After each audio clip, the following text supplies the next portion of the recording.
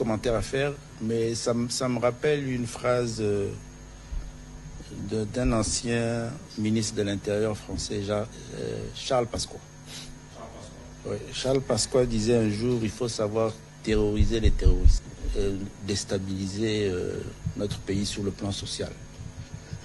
Lorsque vous dénombrez le nombre de victimes, le nombre de familles qui sont aujourd'hui dans la détresse parce que vous avez un enfant qui a reçu un coup de machette sur la tête, les cicatrices sont là, ça vous stresse, ça vous déstabilise, et que vous êtes responsable, que vous êtes gestionnaire et que vous devez gérer cette question, y mettre fin.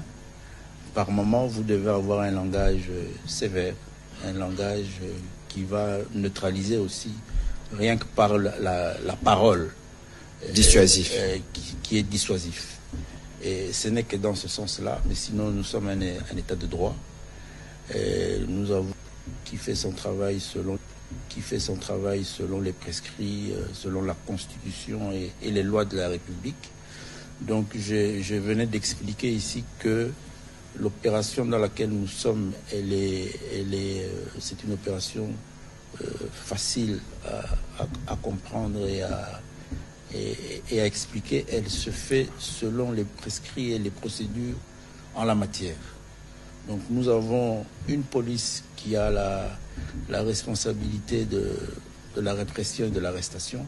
Elle fait son travail et elle s'est mobilisée à travers un plan opérationnel qui a été traduit en commandement et que nous avons dénommé Opération Ndobo.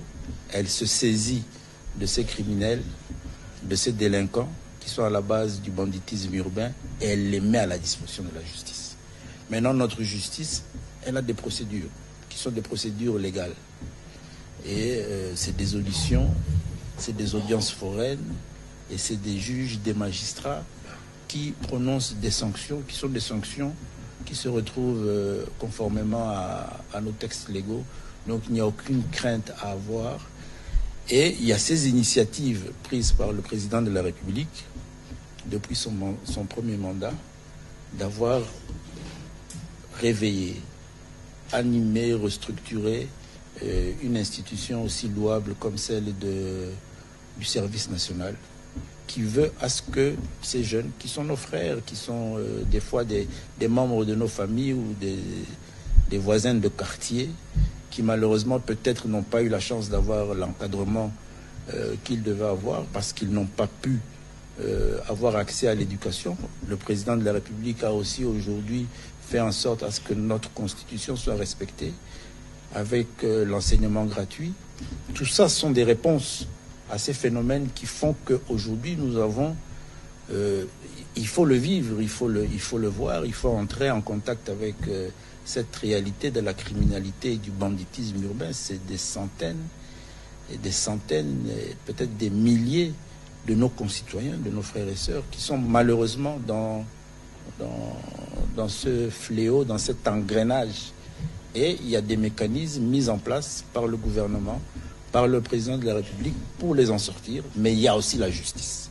Parce qu'il y a des récidivistes et il y en a parmi eux qui n'arriveront malheureusement pas à se resocialiser.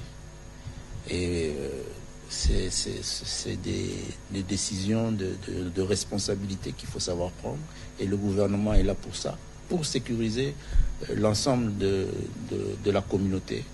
Et la loi prévoit des sanctions. Ceux qui devront être sanctionnés seront sanctionnés, conformément à la loi. Voilà, merci.